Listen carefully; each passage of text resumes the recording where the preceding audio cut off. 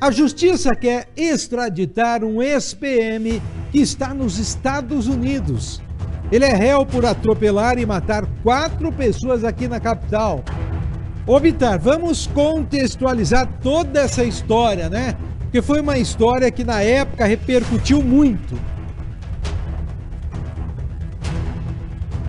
Exatamente, Paulo Gomes. A gente tem vários arquivos deste caso que repercutiu bastante, porque 4 pessoas estavam num ponto de ônibus ali na linha verde, ali perto do viaduto, perto da Polícia Rodoviária Federal, e aí, de repente, uma viatura policial em alta velocidade pela canaleta de ônibus ali vem e atinge essas 4 pessoas, mata essas 4 pessoas ali nesse ponto de ônibus. E o que acontece? Desde então foram feitas várias investigações, inclusive me lembro que na época se questionava muito se tinha o sinal sonoro, se o iluminador, né, da viatura estava ligado, e existiam ali várias contradições com relação a isso e a alta velocidade, até porque, se eu não estou enganado, Paulo Gomes, na época essa viatura sequer estava indo para uma ocorrência policial, conforme foi alegado por eles. E aí houve a denúncia, houve aí toda essa situação, e o que aconteceu? O ex-policial militar, vou só relembrar o nome dele aqui, que é o ex-policial militar Kleber Giglio Norberto. Ele fugiu para os Estados Unidos, de acordo com as investigações.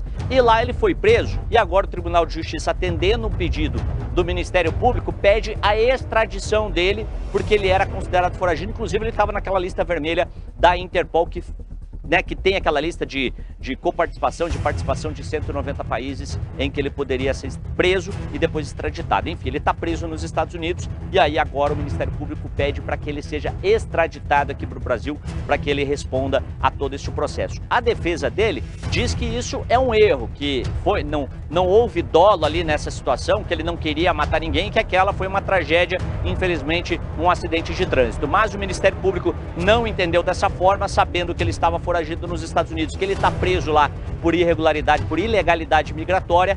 Ele foi detido lá e agora o Ministério Público quer que ele venha para cá, e o Tribunal de Justiça acata esse pedido do Ministério Público. Um caso que gerou bastante repercussão, bastante comoção, e até levantou questionamentos sobre, lembro da época, questionamentos sobre o uso da canaleta pelas viaturas policiais que são autorizadas até hoje, desde que tenha o sinal luminoso e também o alerta sonoro quando está trafegando e precisa às vezes passar um sinal vermelho, precisa atender a ocorrência. Mas naquela situação, ao que apontou as investigações, ele não estava indo para nenhuma ocorrência, estava em alta velocidade, matou 4 pessoas nesse ponto de ônibus, e por isso ele foi denunciado, virou réu nessa situação, e agora o Ministério Público quer que ele venha aqui para o Brasil, para quem sabe ser cumprida essa pena para cá, Paulo.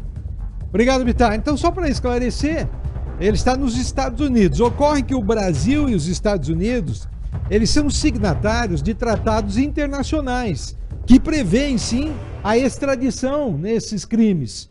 E aí pode ele ser mandado para o Brasil. Isso não são coisas rápidas nem simples, porque envolve o Ministério da Justiça, envolve o governo dos Estados Unidos, mas volto a repetir, o Brasil e os Estados Unidos existem sim tratados que, inclusive do Brasil, remeter americanos para lá para que seja possível, né, esse tipo de coisa. O diferente seria se o brasileiro tivesse cometido um crime lá nos Estados Unidos, depois a extradição do brasileiro para lá. Seria um pouco mais diferente, porque a nossa Constituição tem regras específicas de extradição. Mas aqui não é o caso, porque é um brasileiro que cometeu um crime aqui e está nos Estados Unidos, aí não há dúvida.